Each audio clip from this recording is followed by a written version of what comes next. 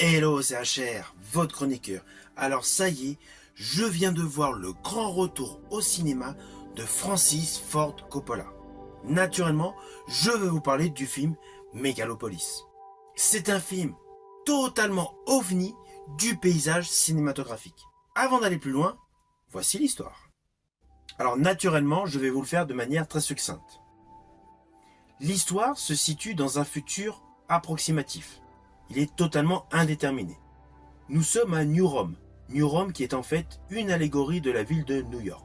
Là, nous découvrons une jeune femme, Julia Cicero, interprétée par Nathalie Emmanuel. Donc, son personnage est partagé entre la loyauté qu'elle a envers son père, le personnage Franklin Cicero, qui est interprété par Giancarlo Esposito. Par ailleurs, sachez que c'est le maire justement de la ville de New Rome. Ainsi, en dehors du fait qu'elle est loyale envers son père, elle est extrêmement attachée à son amant, l'architecte César, interprété par Adam Driver, qui est le premier rôle de cette immense fable science-fiction. Alors vous vous doutez, le père psychorigide est très conservateur et forcément le personnage interprété par Adam Driver, César, est progressiste. Il se passe une catastrophe et forcément le personnage de César veut reconstruire la ville empreint d'utopie. Naturellement, le maire qui est totalement corrompu n'est pas du tout en adéquation avec ce projet. Alors, ne vous inquiétez pas, je n'irai pas plus loin sur les lignes scénaristiques de ce film. Mais sachez qu'essentiellement, le scénario est assez complexe, on va pas se mentir. Car en fait, il y a une réelle transposition par rapport à ce qu'il se déroulait politiquement à Rome. C'est pour ça que justement, tous les protagonistes importants de ce film portent des noms de grandes figures romaines. Ainsi, ce film sous couvert de SF édulcoré, c'est une véritable fable enchevêtrant civilisation politique, raisonnement et surtout de l'ambiguïté. Et vous allez en voir du début jusqu'à la fin. Car dans le fond, il n'y a aucun personnage totalement clean.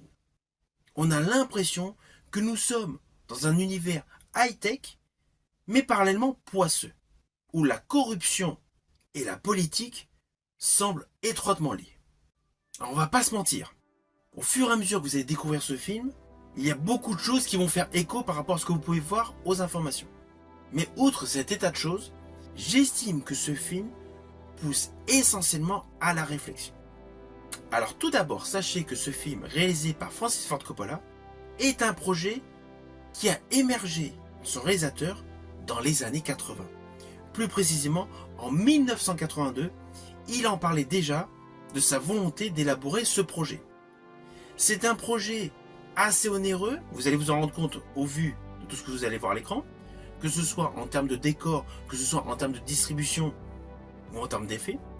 Donc c'est un projet assez onéreux qui a justement fait hésiter beaucoup de boîtes de production du fait de l'implication du thème principal de ce film qui est très politique et surtout qui n'est pas forcément appel de spectateurs. Oui, lorsque je dis ça, c'est que ce n'est pas comme un film Marvel qui d'entrée de jeu va attirer les foules. Ce film Megalopolis, lorsque vous allez le voir, vous savez très bien que vous y allez essentiellement pour de la réflexion, pour de la philosophie, pour de la politique, pour de l'émergence de pensée par rapport au déclin de la civilisation actuelle. Voilà, ce sont des thèmes assez redondants, assez complexes. De ce fait, ce n'est pas un film pour aller se reposer ou se détendre. C'est un film qui pousse à la réflexion, donc forcément, ce type de film n'est pas forcément le type de film qui va attirer pléthore de spectateurs. Ceci dit, j'espère qu'il va attirer du monde.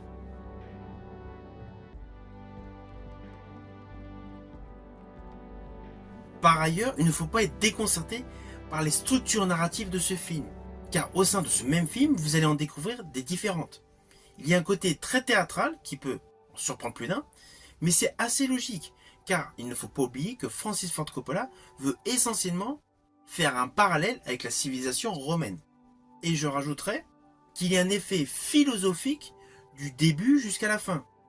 Et implicitement, avec le rôle interprété par Adam Driver, c'est-à-dire César l'architecte, il y a un côté qui forcément va faire écho à tous les bâtisseurs. Il y a une notion de bâtisseurs qui émerge dans ce film.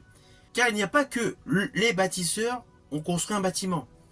Il y a le côté bâtisseur avec la réelle profondeur de soi, on se bâtit soi-même. De ce fait, il y a beaucoup de philosophie qui se dégage dans ce film. Alors moi, perso, je suis fan de la saga Star Wars. On va pas se mentir, Megalopolis est complètement à 180 degrés de la saga Star Wars. Mais perso, j'ai apprécié ce film Megalopolis. Le visuel est superbe, les effets sont superbes, Adam Driver, comme d'habitude, c'est un excellent acteur. Alors oui, il vient, on l'a principalement vu dans Star Wars pour certains, mais il a pléthore de rôles que j'ai particulièrement aimés. C'est un acteur qui sait tout jouer. Et là, dans ce film, Francis Ford Coppola met justement son talent en exergue. Et je rajouterais justement que le fait, tout le côté philosophique que son personnage met en avant, apporte une dimension qui va forcément vous attirer. Même si vous êtes aficionados de space opéra. C'est certes totalement différent, mais c'est très appréciable. Alors peut-être que dans le fond, j'ai apprécié ce film parce que j'aime beaucoup les adaptations de Shakespeare par Kenneth Branagh. C'est un fait. Mais là, ce film, il ne faut pas le voir comme un pur film de science-fiction, il faut essentiellement le voir comme un film de réflexion, avec essentiellement, si on avait la possibilité de rattraper tous nos défauts, en termes de régime sociétaire, naturellement. Alors sur le plan visuel, je veux juste rajouter que si vous avez vu jadis son film Twix, qui n'a pas forcément marché, il y a beaucoup d'effets de style qui font penser à cette réalisation, avec le côté des rêves qui se mélangent avec naturellement des effets visuels supplémentaires, qui rend justement ce péplum science-fiction politico unique sur le plan visuel. Alors attention à ce que je vais dire, cela s'apparente à un spoil, mais c'est plus pour vous parler de deux plans séquences que j'ai particulièrement appréciés. Le premier met en vedette le personnage César, interprété par Adam Driver. Il se situe vers le début du film, au moment où justement il cite Shakespeare, avec notamment être ou ne pas être. Alors pourquoi ce plan séquence m'a plu? Tout simplement car c'est le seul plan séquence de ce film qui nous montre la totalité des têtes d'affiche de ce film.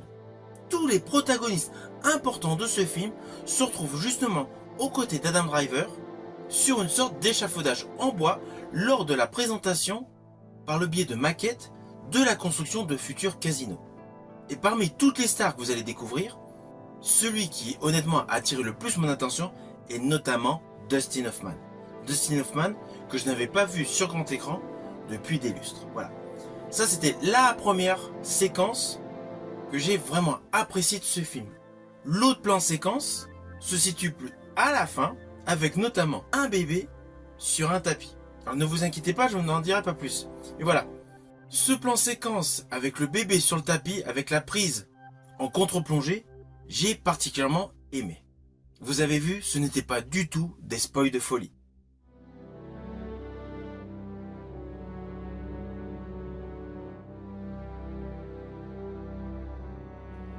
Alors au final, naturellement, c'est un film que je vous invite à découvrir. Selon moi, c'est vraiment le film testament de Francis Ford Coppola.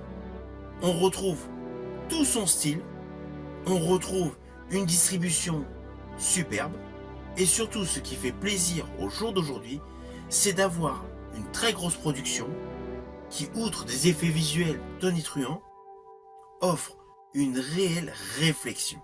Selon moi, c'est un très bon moment de cinéma. Si vous avez aimé ma vidéo, n'oubliez pas, petit pouce vers le haut, pensez au partage. Quant à moi, je vous dis à bientôt pour une prochaine vidéo.